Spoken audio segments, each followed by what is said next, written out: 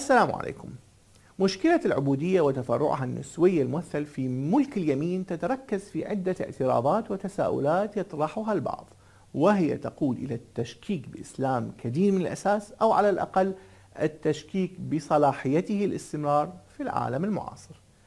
المشكلة في الأمر أن الأمر يبدو كما لو أن الإسلام أقر عبر نصوص عديدة في القرآن والسنة بإبقاء وضع العبودية والرق للنساء والرجال، وهو وضع كان سائدا في العالم كله، وبقي سائدا في مناطق عديدة إلى قبل قرنين من الآن حتى اختفى قانونا، وإن بقي عبر مسميات مختلفة وأوضاع مقننة.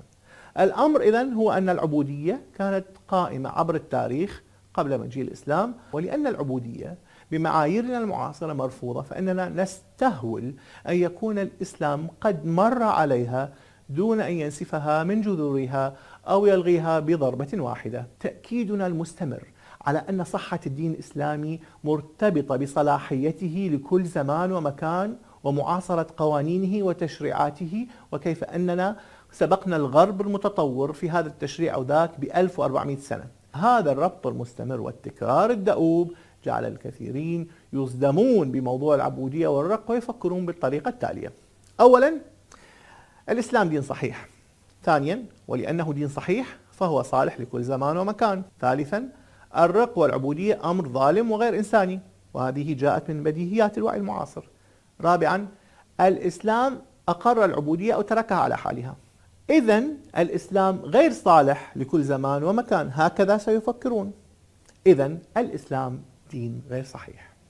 هذه المتتالية المنطقية حسبهم التي ساهمنا نحن في زرعها سيكون وضعها مختلفا ولا تقود إلى ما قادت له لو أن موضوع الصلاحية غير القابلة للنفاذ والغير مرتبطة بالزمان والمكان عملت على نحو مختلف. صحة الدين الإسلامي تعني أنه يحتوي على بذور صالحة للنمو والإثمار في كل زمان ومكان، لكن هذا لا يعني أن كل ما سكت عنه في فترة نزوله أو ما أدخل عليه تعديلات دون نسفه سيكون مناسبا، وسيكون علينا الاستمرار بنفس الرؤية دون إنماء البذور الموجودة فيها. وهذا يجعل طريقة الفهم والاستخدام الحالي لعبارة صالح لكل زمان ومكان فيها إشكالية ملغومة بنتائج من هذا النوع، سواء كنا نتحدث عن الرق أو العبودية أو أي موضوع آخر مثل نظام الحكم أو سواها. فإن التعامل الحرفي مع البذور الكامنة في النصوص سيقتل هذه البذور ويقتل إمكانية إنمائها وإثمارها، على العكس من التعامل الباحث عن إنماء هذه البذور بوضع المقاصد العامة للنصوص أساسا في فهمها وفي إدراك بأي اتجاه يجب أن تنمو. بعد أن أكدنا ذلك، وبعد أن أكدنا أن طريقة التفكير التقليدية تقود إلى هذا الفهم فعلا، الفهم الإلحادي، وأن الحل هنا هو في طريقة تفكير جديدة، لا لأن الناس أخذت تلحد بسبب طريقة التفكير التقليدية، بل لأن طريقة التفكير الجديدة هي التي يجب أن تكون في الأساس. بعد كل هذا علينا أن نسجل ما يلي: أولا، لا يوجد أي نص قرآني أمر بالعبودية أو الرق أو باتخاذ العبيد. لا يوجد شيء كهذا على الإطلاق، كما لا يوجد نص يقول أو يلمح إلى أن هذا هو الوضع الذي يجب أن يبقى على نحو دائم. ثانيا، هناك ما يمكن أن يفهم أنه تحريم مطلق لأي عبودية جديدة في النصوص النبوية، والمقصود بالعبودية الجديدة هو استرقاق بشر لم يكونوا عبيدا سابقا، كما في الحديث عن النبي صلى الله عليه وسلم قال الله تعالى: ثلاثة أنا خصمهم يوم القيامة، واحد منهم رجل باع حرا فأكل ثمنه. رجل باع حرا فأكل ثمنه. وكان هذا التحريم يطيح بموارد الاسترقاق الرئيسية في الجاهلية. كان الرق يأتي أولا من قطع الطرق ونهب القافلة واسترقاق ركابها، والوقوع في دين لا يمكن الفكاك منه كان يؤدي إلى جعل المدين عبدا للدائن. كذلك كان بعض الفقراء يبيعون أولادهم عبيدا من شدة الحاجة. وكل هذه الموارد التي كانت تزيد الرق الجديد أوقفت تماما. عمليا بقي مورد واحد للرق الجديد، وهو الحروب التي لم يرد نص يأمر بأخذ العبيد فيها، كما لم يرد نص يحرمها تحديدا.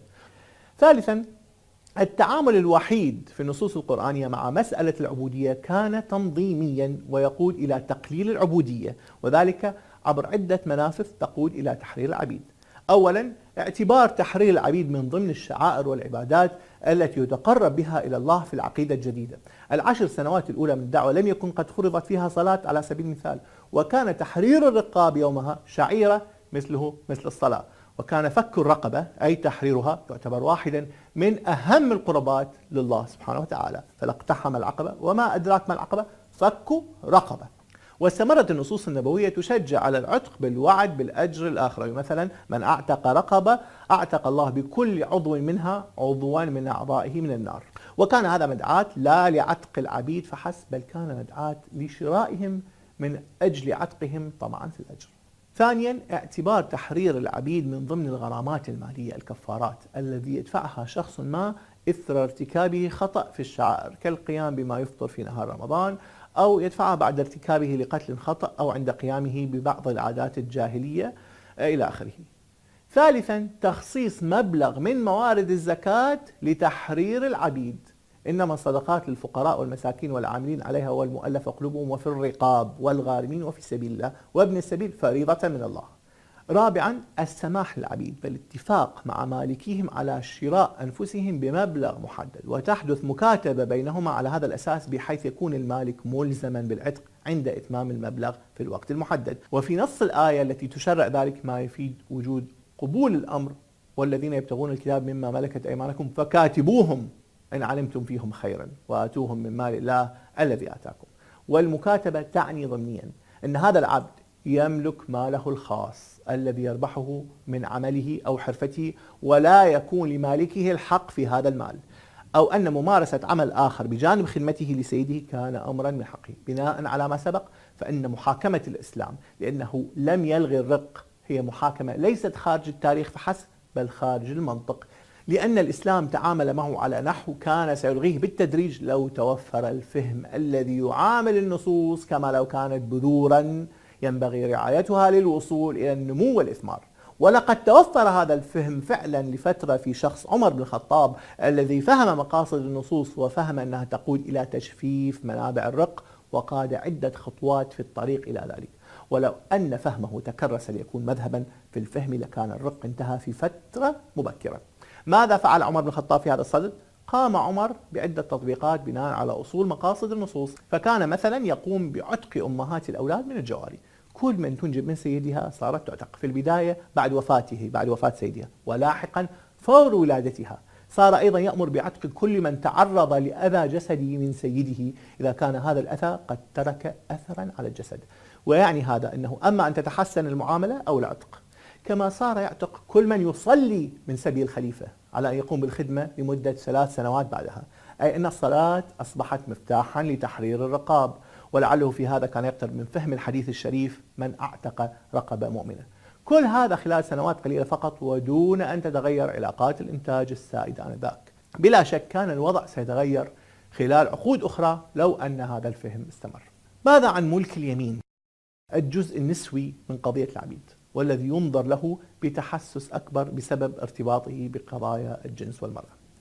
هذا الجزء خاضع تماما لموضوع الرق، كان جزءا من العرف السائد في العالم كله، وكان متقبلا آنذاك. النصوص لم تأمر به ولم تنهى عنه، وقد طبق فعلا وقت الرسول عليه الصلاة والسلام والخلفاء من بعدهم. لكن علينا أن نغير طريقة تفكيرنا هنا كي نميز الفرق بين ما أمرت به النصوص وبين ما طبق آنذاك كعرف سائد في زمان ومكان وسياق ثقافي محدد. النصوص لم تأمر لا بالرق ولا بالعبودية ولا بملك اليمين، إنما العرف السائد في العالم كله آنذاك كان يجعل ذلك أمرا مقبولا. لا يمكن إلا أن تسأل هنا: لو أن هذه النصوص كلها من تأليف رجل مصلح عاش في الجزيرة العربية، كيف تمكن من أن يميز ما بين عرف مجتمعي سيزول ويصبح مرفوضا لاحقا وبين ما يمتلك إمكانيات البقاء والصمود؟ كيف تمكن من صياغة وتوليف النصوص على هذا النحو بحيث تتعامل مع مسألة معينة دون أن تأمر بها؟ الجواب طبعا أنها لم تكن من تأليفه، بل وحي من الله. لو أن أحدهم اتهم الإسلام بالإبقاء على الفقر وتكريسه، لكان من سهل جدا أن ترد عليه وتقول: لا، الإسلام حارب الفقر وساعد الفقراء وحث على مساعدتهم. سيكون كلام مقنعا. الأمر هو ذاته مع الرق والعبودية، في الحالتين المشكلة اقتصادية نابعة من أدوات الملكية. الإسلام لم يلغي الفقر بل حاربه، حارب منابعه وحرص على مساعدة الفقراء. الشيء ذاته مع الرق بالضبط. لو نظرنا إلى جوهر الأمر، تجفيف للمنابع تقلل الرق الجديد وحث على العتق. لو نظرنا بعمق الأمرين سنرى موقف الإسلام واحدا في الحالتين، الفقر والعبودية.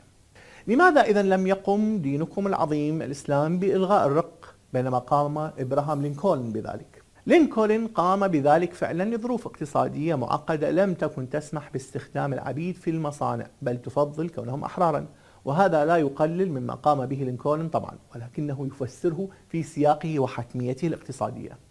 أما لماذا لم يحدث ذلك مع ظهور الإسلام فهذا ما كان يمكن أن يكون ناجحا آنذاك. العبيد كانوا جزءا من أدوات الإنتاج، وتحريرهم كان سيجعل كل العبيد في كل المنطقة يسلمون فقط طبعا في الحرية دون أن يدخل الإسلام بشموليته في عقولهم. كان الأمر سيختصر الإسلام في حركة تحرير العبيد وينتهي الأمر بنهايته. كما أن أدوات الإنتاج لا تلغى بجرة قلم بل تحتاج وقتا لكي تزال بالتدريج، وألا سببت إزالتها أو مقاومة إزالتها ما يمكن أن يقود المجتمع إلى المزيد من الخراب. شيء آخر بخصوص ملك اليمين، كل الآيات التي أشارت إلى ملك اليمين استخدمت الفعل الماضي في التعبير عنه. وما ملكت أيمانكم، لا يوجد أي مرة جاء الفعل بصيغة المضارع تملكون. كل المرات التي جاءت فيها إشارة إلى ملك اليمين كانت بالفعل الماضي حتى لو كان باقي السياق مضارعا. ألا يمكن أن تكون هذه إشارة إلى أن هذا الأمر كله سيكون جزءا من الماضي؟